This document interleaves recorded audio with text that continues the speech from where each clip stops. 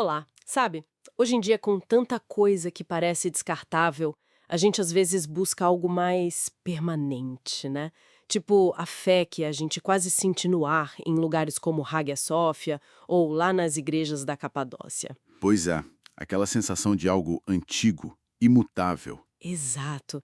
Só que aí a gente olha para hoje e, nossa, é uma complicação. Centenas de traduções da Bíblia, debates de qual versão usar, até o Thomas Jefferson editando a Bíblia dele. É verdade, fica complexo mesmo. Então, a ideia aqui é, vamos dar uma investigada nisso.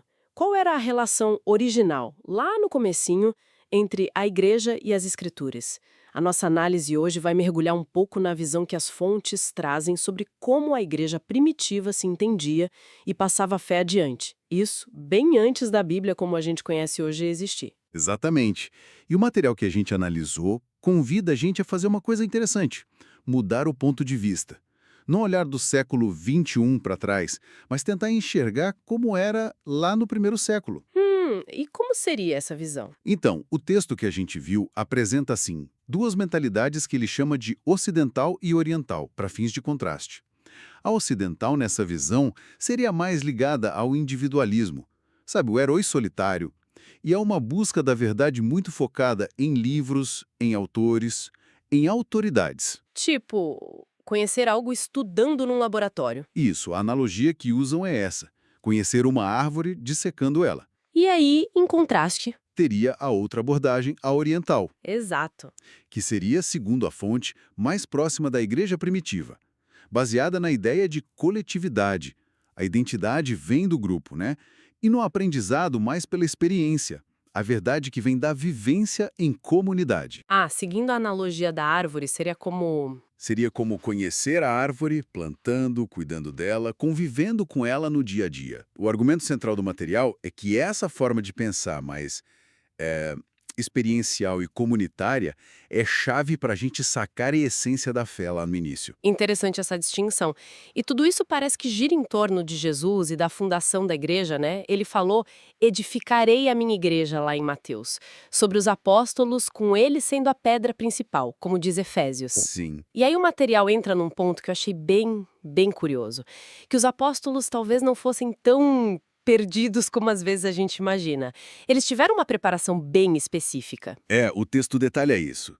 Primeiro que Jesus ressuscitado abriu a mente deles para entender as Escrituras, o Antigo Testamento, no caso, de uma forma nova, à luz dele mesmo.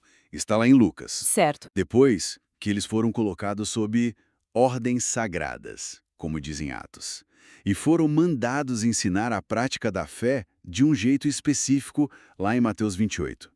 Isso resultou numa unidade, por exemplo, no batismo, que era uniforme. E agiam juntos, né? Não cada um por si. Fundamental. Desde o começo, em colegialidade. A gente vê isso claramente em Atos, no Pentecostes e depois. Ok, mas aí vem a pergunta: se o Novo Testamento completo como livro ainda não estava pronto, como é que essa fé, essa prática, era passada adiante de um jeito confiável? Ótima pergunta. E aí entra um conceito-chave que as fontes destacam, a palavra grega paradosses. Paradoxes, tradição. Isso, traduzido como tradição, mas o sentido literal é mais aquilo que é entregue, sabe?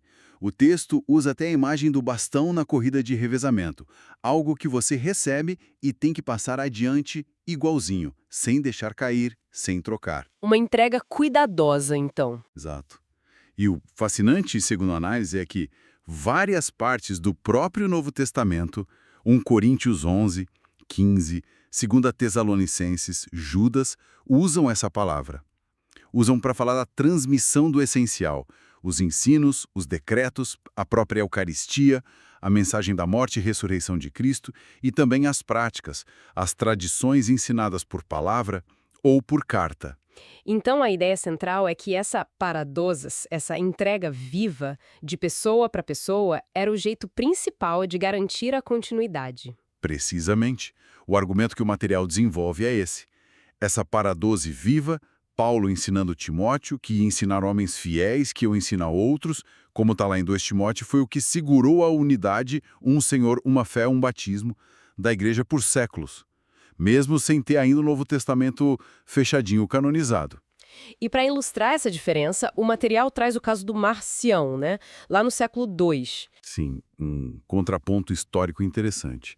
Ele rejeitou o Antigo Testamento, pegou só o que ele achava que valia do Novo, tipo um Evangelho de Lucas editado por ele, algumas cartas de Paulo, e criou a primeira compilação que parecia um Novo Testamento. Nossa! E ele fundou uma igreja baseada nisso? Exato, baseada nesse livro que ele montou e na interpretação dele.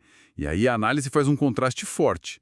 De um lado, a Igreja Apostólica da Paradosis Viva, do outro, uma igreja neotestamentária, como a de Marcião, baseada primariamente num livro. Meio que inverte a lógica que a gente talvez tenha hoje, né? Totalmente. E isso volta lá para o começo da nossa conversa, sobre as traduções e versões da Bíblia. Exato. Porque aí a fonte levanta a questão. Se a base é só o livro, qual livro? Qual texto grego original a gente usa? O material lembra que tem diferentes famílias de manuscritos antigos. Os textos receptos de Erasmo, os de Westcott e Hort, o texto bizantino, e eles têm diferenças. Pequenas, mas existem. Sim. Dá um exemplo daquela passagem da mulher adúltera. Em João. Está em muitos manuscritos importantes, mas não está nos mais antigos que a gente conhece hoje. Isso. Bom, isso levanta uma questão importante, né? O argumento ali é que essas complexidades reforçam a ideia de que a igreja primitiva não dependia só de um texto isolado, cuja forma final só foi definida bem depois, lá para o ano 400. Eles se apoiavam nessa tradição viva, na interpretação da comunidade guiada pelos sucessores dos apóstolos. Entendi. Então, para a gente amarrar as ideias, o que fica dessa análise, dessa perspectiva apresentada? Olha, resumindo bem, a visão central que as fontes trazem é essa.